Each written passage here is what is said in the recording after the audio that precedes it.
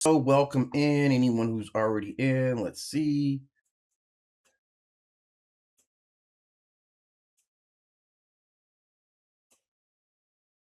Always takes a little. I'm just waiting for YouTube to grab this so I can monitor. There we go. Monitor my feed. Now I dubbed this one the Child Collector, man, and we need to really look at this because what I'm gonna do is really focus on Professor X. Because what I'm gonna do is really focus on. I'm gonna talk about Professor X, and here's why. Like recently, in the last like week or so, me and my wife watched a couple of the X-Men movies, kind of out of sequence, but we watched. I think we watched the Dark Phoenix story first. Like we've seen these before, like previously, but sometimes it's years apart, different productions, so we don't always watch them like back to back, right? So one day we watched the Dark Phoenix, and if you watch Dark Phoenix, the question of Charles is paramount here. Like we really start talking about or looking at what he did as far as handling the X-Men. Charles gets hemmed up by both Mystique and then later Hank. Ask him about these kids. Like, what are you doing with the kids? Because remember, this thing starts off where the X-Men are going into space, right? So anyway, so it starts with X-Men going to space. So we watch that one, and then we come back and we end up watching Days of Future Past. And my wife immediately was like, man, I'm really not liking Charles because she's seeing him as potentially being this very exploitive person. And it got pretty far off. It went pretty deep in the Dark Phoenix series, right? I don't know how much he is like that's definitive Charles, right? But he did those things. Like it's the Dark Phoenix story for a lot was really the big introduction to the X-Men. Like this was like their big explosion. The X-Men came around. Remember, it was Stan Lee and Kirby, right? Stan Lee and Kirby who invented the X-Men. Was it Chris Claiborne? Chris Claiborne, I think it was the guy who got it, who took over about 1975, right? And ushered in like this dude ushered in every major component that would be carrying X-Men stories now came from this era. Like this is that kind of the secondary era. And this is when the X-Men like really blew up and exploded, right? So this story becomes particularly profound because it gives a good idea of where Charles is at, and it kind of sums it up. So if you watch that, like first of all, they did a horrible, terrible job telling the Dark Phoenix story. The Dark Phoenix story is what got me. Is the reason why I'm still sitting here talking about X-Men. That's when I came into like the X-Men. Like I kind of messed with them a little bit. Like I had the first issue with Hank and all those guys, and then like the next big issue, when they were bringing Aurora and all those guys in. But like the Dark Phoenix era, like to me, this was their big story. It put them on a stage with like Justice League, Super. Like they were intergalactic now. Like this was a cosmic being. They had an intergalactic, part of the story on a lot of different levels, and it allowed them to really introduce some great characters. A lot of great characters that got introduced in the Dark Phoenix story. But what we do get is at the center of the Dark Phoenix story is Charles's relationship with Jean. And we got to focus on this. Like, we just have to focus on his relationship with Jean Grey because it's so meaningful in setting the example of who he was and what he was doing, right? What Charles was doing, first of all, there's a couple of levels what Charles did. First, his personal interactions with Jean, the stuff he was doing to her, putting in mental blocks, right? He wasn't healing her. He was making her easy to deal with, right? I mean, that's really what she was. Everybody knew how powerful, like he saw immediately how powerful Jean could be. She's one of the most powerful. But instead of like, look, sometimes that truth hurts. Sometimes that truth hurts, but it's the best medicine for you, right? So if I look at how he dealt with Jean during, during her early childhood, she's a child when she's coming here. She's already massively powerful, but putting in all these blocks to make her forget things, you were making a lot of executive decisions, right? That you probably just didn't have the again, you always believe this about yourself. You never have a lack of faith in yourself, Charles Xavier, right? So looking at what you were doing with Jean, and then from a bigger standpoint, what you were repeatedly doing with the team, right? Now, this becomes an interesting part because you were increasingly putting the X-Men in harm's way. You sent the kids into space, right? Like think about how ridiculous this concept is, right? The concept is that you sent a bunch of young people into space on a rescue mission to save some people who were fully adults who were trained to actually go into space. If it's fucked up there for them, you probably I'm kind of like stepping back. Like, why are we even sending them in the first place, right? Clearly, you guys should the problem is that you guys shouldn't be running space missions, right? So we've never been into space, and now all of a sudden I'm in space. You don't know how any of these people react. Like, before you send astronauts into space, there's a whole psychological profile. There's all this mental testing that you do before you send a human being up into space. Not Charles Xavier. Not Charles Xavier. I'm going to take all these kids, most of them who have some type of trauma in their lives. Like, you guys are the trauma team, right? Like, there's a point where the X-Men are the trauma team, right? Like, really, there's not a likelihood that any of you guys just woke up and you're well adapted with your mutant powers and you're like, man, I should join Professor X's school for the completely different. You didn't do that. So all these kids have some trauma. I'm going to see if I can pull up an image of this because I'm telling you, this is really crazy ass thinking. And this isn't the thinking of a rational person. This isn't like a cautious person. This is the person who's completely off the hook in his thinking. Like, okay, I'm gonna send these kids up into space, right? I'm gonna send children up into space.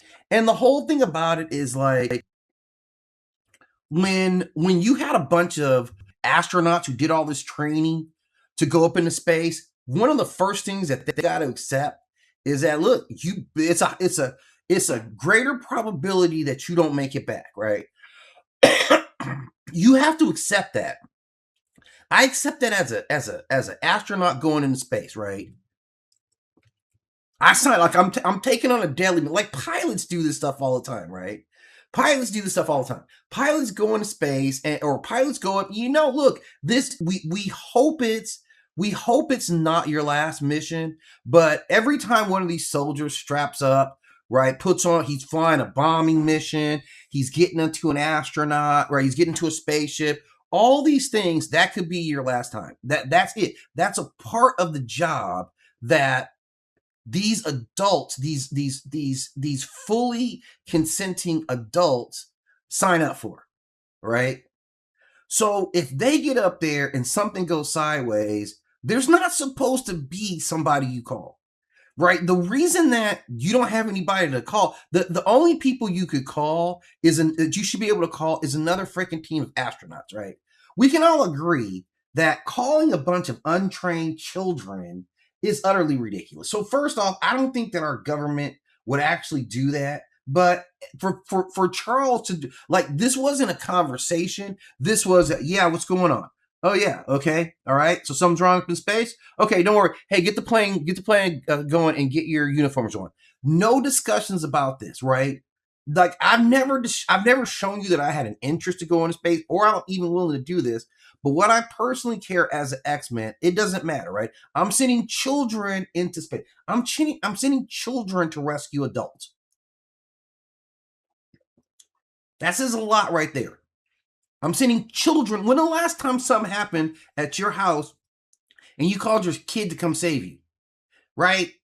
So it's backwards in how he's thinking. Like, we don't need any training. Our lives are expendable for their lives. And he never even, when it goes down and they, Jean's dead, or they think Jean's dead or whatever, like you didn't even anticipate this. You didn't even have the mindset that I'm sending these kids out here, and every time I'm sending them out, you could die. Like, we don't, and I get it. We don't see a lot of deaths in the comic book world because look, comic book characters are valuable, man. You don't want to be getting all this marketing and I got to go back and reinvent you later, right? So this is where Charles is operating. Like so the based on the mission to send children, untrained children, into space is already starting to tell me a lot about who you are. And you see, Mystique in that scene, she's pushing back on it hard, right? She's pushing back on it hard. Right off the bat, she's like, this is crazy. Like, this is crazy. And even one of them says, so we're running space missions now, right? And he doesn't like the fact that he doesn't bat an eye. And again, like years later, I remember reading one of the comic books, like, and Storm kind of saying that to him, like, you're never the one that's going out here. It's always somebody else. You're always so eager to allow someone else to get harmed, to be in harm's way. And he was. And like this is compelling because like at the time, okay, when the original X-Men started, when you go back to that first class, Charles was still a relatively young man. He was a full-on adult. Like they were teenagers, right? Because here's the thing, like, how come you're not recruiting any adult mutants, right? If you're an adult mutant, right? Well, I guess you have Magneto, right? Who's also an adult. This is your peer, right? We see in the movie where you guys run up on Logan and he's like, yeah, get bent. But I would have thought it would just be like, first of all, adult mutants who haven't had any training, they also need training. And these guys are more likely to be able to make good, sound decisions and not come from a place of trauma. So I get, and we see how he has the school where you have the school where, look, if your powers aren't any good, right, you just go to school here, right? If you have whack powers, you just go to school here. But when he saw Colossus, you're clearly going to be an X-Man, right?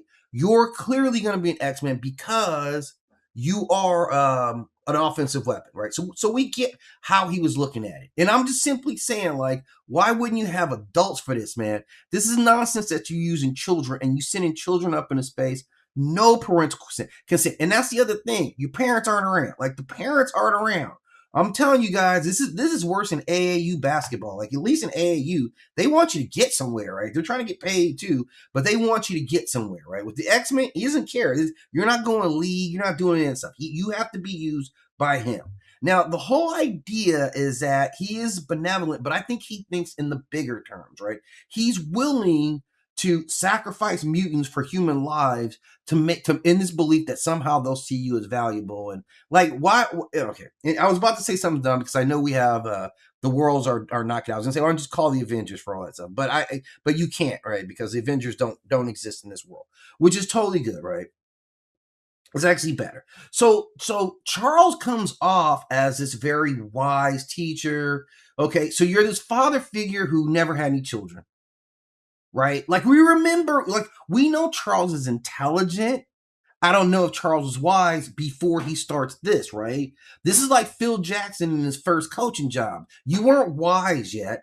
You were intelligent. Wisdom is the years that come along with it. So going back to see him in X-Men First Class, it takes away that ability to see you as wise, because I'm like, yeah, we just saw you at the bar drinking and dropping lines on this chick. Like, we knew what you were getting ready to do, right?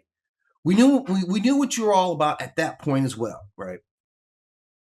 So he comes off, they often show him as being this wise, architect who stays on top, who has all this wisdom. And I don't know, from the beginning, we see you off into some very, very, like, it's shaky, right? You're definitely shaky, right? Is he truly benevolent? So he's this wise teacher. He's his father figure, although he never had no children, so I don't always see his father figure. And you're the founder of the X-Men. You're just another rich guy who had the money to do this, so you did it. And that gives you some kind of control of everyone. You say you dedicate your life to protecting mutants and pursuing peaceful coexistence. Right? Like, here's the thing, man. Like, because this is the real debate. Is it easier to put the X-Men at risk on BS missions like this to get humans to change your mind? Or is it easier for the most powerful telepath in the world to just change people's minds on mutants? I'm just asking, like, what would evolution actually say? If I have the ability, like, I use all my other abilities, but I won't use this one, and you use it, like, you'll use your mental abilities on fucking mutants like it ain't nothing, man. you have no hesitation going into a mutant's brain. And so this is mutant on mutant crime at the highest level. When you could put on Cerebro and find, and take 25% of all adults and say, you know what? I'm not really afraid of mutants, man. We need to stop tripping and start giving these mutants a chance. And that would change the entire world, right? Those people just speaking and being louder. But like, come on. There's a lot of stuff that you could have done instead of the nonsense that you were doing. Like, yeah, let's get into this spill. Like you didn't even know if your ship could go into space. You never even tested the vehicle for capacity. Now, granted, we're trusting Hank's design and it proved to be right, but it's never been up in space. I've never been up in space. We have never been up in space. So we're not ready for whatever things would happen. It's like, 'cause I'm thinking like if I'm on the X-Men and you're like, okay, we got a submarine mission. Everybody suit up. I'm like, yeah, I'm not going. Because I don't even care what my powers is. My power could be perfectly suited for whatever the mission is. But if the mission requires me to get into a space, to a submarine, I'm not going, right? It's not a if, it's a I can't. So just to be like, yeah, we going into space, no discussions about it, nothing, right? No feedback. Hey, this is how my powers work. Something's gonna happen if we go up in space with this ability.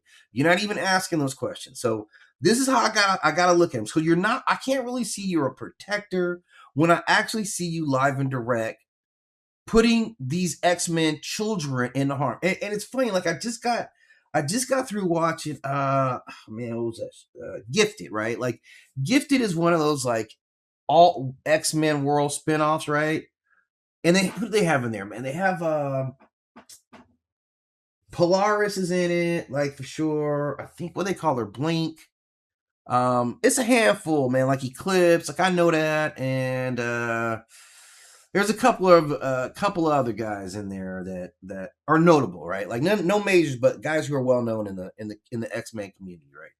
And they have this whole like spinoff, and the parent, like there's a family there. It's kind of built around this family, and they have a brother and sister mutant. Anyway, like they're all at war. They're the mutant underground, and they're going to go out on a mission. And the mom's like, "No, this is my kid. You're not sending my kid out to just go out and fight." And see, this is where like Charles starts getting mad sketchy, man, because that's the whole thing. You look for kids that have been rejected by the family. Sounds like a good thing. I'm not saying it's not a good thing, right?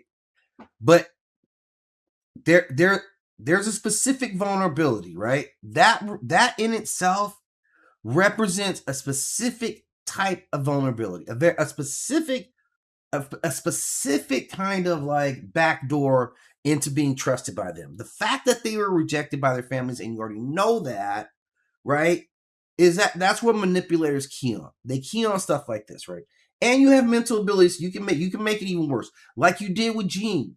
Like think about what you did with Jean. Like what you did with Jean was made her think her father was dead. At the end of the day, you said I believe you let her think her father was dead. You didn't say he just gave her up, right? And it was wrong. Like however we look at, here's the thing, man. Okay, the debate around Jean, man, it's a harsh one, man. It's a harsh one, man. Right? It's a harsh one because you did kill my wife, man. Like I'm not joking. Like you did kill my wife, right? Like you know what I'm saying? Like this is what the husband's thinking. Like think about this. Like you're Jean. I don't know how old you were. I don't know how old you are at this point, right? But maybe 8. Maybe you're like 8 years old or something like this. I don't know. I don't know how old Jean is at this point, right? I'm gonna assume you're about 8 years old. And we get, so we're rolling as a family, and you end up doing something and it kills your mom. Kills your mother. I'm a married man. I'm married to this lady, right? I'm married to this lady. And you know what? Here's the thing, Jean.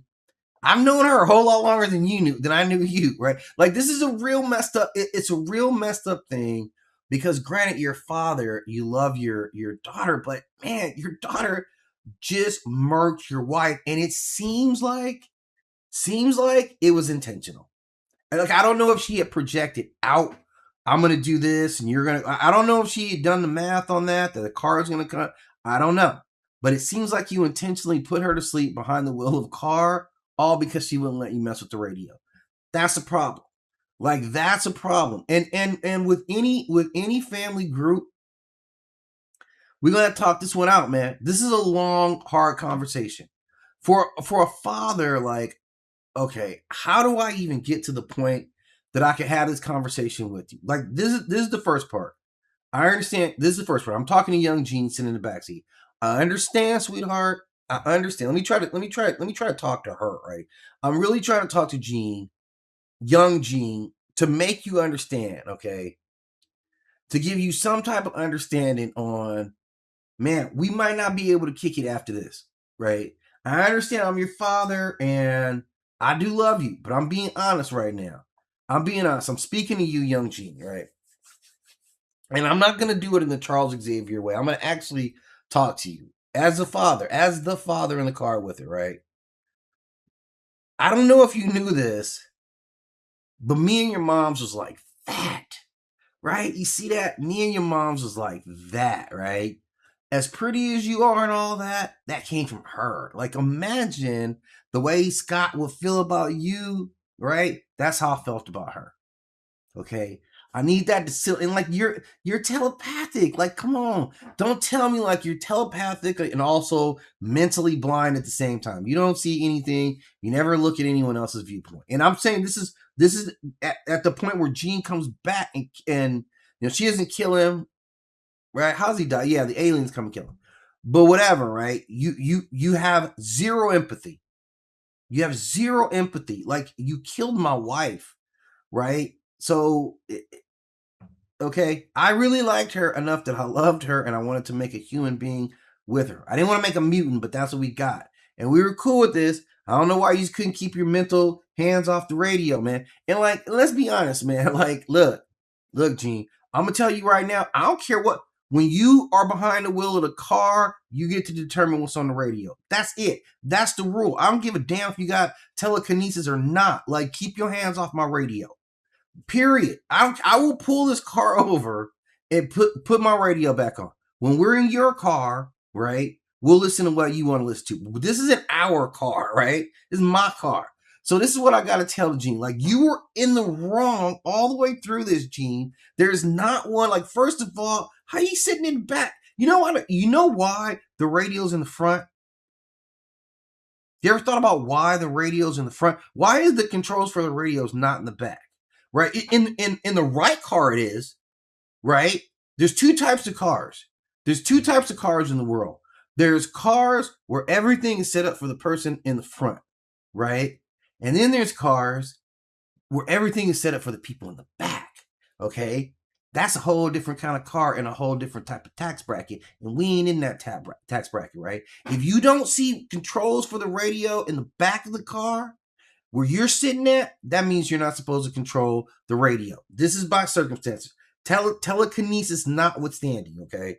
So this is what got it all messed up in the first place, Gene. Is like, you starting off showing no empathy. So you can't, like, what got you so mad? You got so mad that you couldn't listen to the radio, that you lashed out and it killed your mom. You might be Damien, right? You might be a young Damien Thorne. I don't know at this point because you already got a couple of bodies, that being your mom. So you kill your mom, your dad loses it and hides out, and then you come back 10 years later and you mad at him? Like, I think this whole thing, and this is where I'm like, Charles, maybe you should have just let her deal with whatever she had to deal with. That's what actual healing is, right? Because this chick is you out of pocket all the time. Like, they call you the emotional center of the X-Men, like you're an emotional black hole, right? And here's the thing, to even compound it, when you got the Dark Phoenix power, you did go crazy. Like, you did. Like, let me get Dark Phoenix power, I'm gonna be hooking everybody up. Like, everybody would feel that I got Dark Phoenix power because the world would be so nice. I'm not joking to you guys, man. I would paint the world nice, man. I would use every bit of my Dark Phoenix abilities. Like, yeah, I would be out flying around and I'd probably be burning up asteroids and things of that nature. But like, it's not a bone in me. She's supposed to be so gentle. But when you got this power, you really went sideways. Now, I like to believe that this was more on Charles, but okay. But this is what it is. So Charles, again, you do go after vulnerable children that are rejected by their families or feared by society, right? And you offer safety, education, guidance, and a sense of community. So at a first glance, man, this is looking good. I mean, I go, right? All of a sudden, I go, right? But then you get there, and he's got everything, man. He's got knowledge, right? He's got resources. He's got authority. He has social. He knows president, right? And he has telepathic abilities, right? So he's got everything. So the mutants who enter his realm, like, imagine how you feel, right? This is a really important ethics. Can individuals make independent choices when the person providing their safety is directing the course of their lives? Am I making good choices, or am I doing what you're telling me to do because I didn't have any other resources, right? Like, Gene had no place else to go. A lot of them, and again, it's great, but like, you're picking this out. And I'm not just gonna pick on Charles with this. I'm not just gonna stay on Professor X with this. I'm gonna delve deeper into this, like, child collector. So this is kind of what he is, right? Then we get into the next part, which is like, okay, now they're soldiers. All right, now, guys, we need to talk about child soldiers, because Charles Xavier isn't the only one who's turned children into soldiers, and we typically say that's bad. Typically, if you hear a story about a child, if you hear a word about a child and a soldier at the same time, most of the time it doesn't really lead, unless you see child posing with a soldier at training facility, whatever. His brother's a soldier, his pop's a soldier, a girl greets her dad coming home from deployment. Those are all great stories, right? A child and a soldier story are great. Soldier and dog stories are great, right? When they're coming home and they're greeting their family. But any other use of child and soldier, it gets to be bad. There's a lot of destabilized countries on the continent of Africa where child soldiers are a thing, right? Go down to like parts of Brazil, like, child soldiers are a real thing. And this is what he's doing. Typically, we say we don't want kids fighting wars. So when you go to X-Men, you're getting combat training, right? You're learning tactical operations. You're participating in dangerous missions, and you face enemies who are capable and willing to kill you. They're not just willing to kill you, which is one thing. They're also capable of killing you. You're facing very dangerous opponents every single time. So within this kind of fiction, all this stuff is presented as being very heroic. All that Charles is doing is this considered very, very heroic, despite the fact that you're repeatedly putting children's lives at risk. That's what is going on here. These are children, right? All of them. You know, when you get Logan, he's an adult, but yeah, at this point, that's why they all age out. Once they become adults, they all leave. You got a bunch of children here. Now, yeah, here's the thing. Now, here's also the thing. Professor X, man. Here's the thing with Charles. Take the parent out. Most of the time, parents going, fucking Cyclops' dad was in like space or something, right? Think about it. Jean's dad didn't want her around. Cyclops' pops or Alex's pops was like in space or something like that. I think Aurora's parents were both deceased at this time, right? By the time she gets to X-Men, I think her parents are both deceased. I don't know anything about Hank. We don't know what Hank's life was before. It seems like it was pretty stable, right? So all the parents are gone. There's no parents around, right? And you come in as, hey, yeah, I'm your teacher, I'm your principal, I'm your mentor, I'm your guardian, I'm your employer, I'm the commander, and I'm your counsel, I'm your pusher man. You ever heard that before? I'm your mother, I'm your daddy, I'm that in the caddy. He is all that stuff. He's the dude in the caddy, man. I'm everything that you need. Everything. If somebody tells you that they're everything you need, that's real PIMP communicational skills right there, is what they're doing. He is everything to these impressionable children who've gone through trauma. I mean, I'm your counselor. Like, we've seen it, man. Like, a counselor, that's enough, man. I'm also your guardian. I make legal decisions about you. I'm your teacher. I influence what you learn. So he's working the full gamut on them, right? This is way, way, way too much authority over one child's life. And he could be on the sneak tip, like, slowly manipulating people too. We also don't know that, right? Like, all these young, impressionable children who are all seeking your approval, right? And then there's telepathy. You can influence minds directly. Why you don't just do that to the U.S. government, the guy who made Sentinels? If you just went to the guy who made Sentinels, you're like, I don't want to do this anymore. I want to be more loving and love people, and I'm going to use my mind for that. If you had done that, we wouldn't have to go back. We wouldn't have to go from the future back into the past to try to change the future. We wouldn't have done that if you had just said, "Oh, please, I love mutants. I can't wait to have more mutants around, and mutants are good." If you had just done that with Cerebro, we wouldn't be having these problems. But we do have these problems. And the problem is that you use these skills on mutants all the time. We see it. We see it wide on display. So it's not like we can really just, even question, like, why don't you use your powers? You won't use them on the people who are actually your enemies, but you will use it on these mutants that you want to control extensively, like you did Jean, right? And she was pissed off about it. And then you have the dream, right? And this is kind of the interesting part, because, like, I don't even know if I want to say this. I don't know if I want to say this. I don't know if I want to get in this part, but I'm going to do it anyway, because screw it, right? This series was developed at the height of civil rights movement.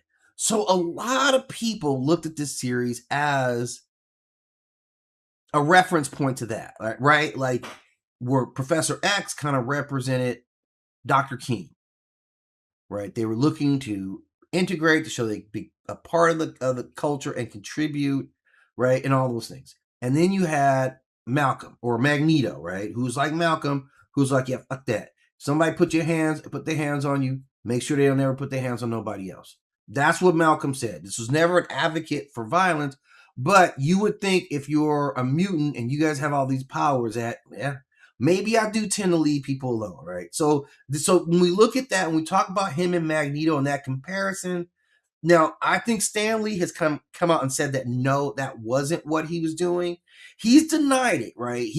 I believe he's openly denied that there was any association with the X-Men and the Civil Rights Movement. This is not Malcolm X. This is not Martin Luther King, right? However, you still let it be known that what Charles was doing was called the dream. Like, literally, right? That's what you called it, the dream. So you could say it wasn't based on that, and it's just coincidental that Martin Luther King gave a very famous speech in which he started with "I have a dream," the "I have a dream" speech, and you have the dream. Okay, so yeah, they're not the same. So we don't get that. Okay, so this is how we really got to look at him in a lot of ways. Like, this dude is mad manipulative, man. Like, he's mad. Like, even if you watch when the X-Men, because remember, man, like, it's really suspect that, like, Jean's life is on the line. Your girlfriend is the queen of the empire, or the empress of the empire, that's going to put her down, and you don't even try to, like, hit it really good to get her to change her mind. You could just be like, we're not going to do that. Or a couple, like, Jean died. Okay, that's actually not how Jean died. So I'm gonna pull that back on him, but I'm just saying that whole thing. And maybe Jean had to go. I'm just lying. Like, that was kind of the beautifully written part of Dark Phoenix, was that you had to go, man. I love Jean too, man. I did. I love Jean too. I love Phoenix. And I even thought Dark Phoenix was like the illest, the craziest villain you could get. That was the best villain I felt like I had seen at that time, and still one of my favorites to watch of all time. But Jean had to go. Jean had to go, like, because what I took away from that is you were corrupted by the power. Like, the power doesn't necessarily make you do this. You were corrupted. Like, the power is all encompassing. It creates and it destroys. You only chose destruction out of that, and that's where you got your joy from. Why that was the case, I can't speak on it. I don't really know, but I can watch what you were actually doing, Jean. So if I look at it from that point, like, yeah, Jean had to go. She ultimately had to go. And here's the thing. So Professor X, you got a long history of this. You have a long history of recruiting children, and, like, you putting their lives at risk repeatedly. And there's been a shared X-Men. Like, X-Men's got a lot of tragedies, man. It's a lot of sad that happened in connection with the X-Men. And, I don't know if necessarily you should be the one that gets trusted. I don't know if it looks all nice, the Xavier's Institute, Jean Grey's Institute now. But, man, you have a long track record of some shady behavior, right? But here's the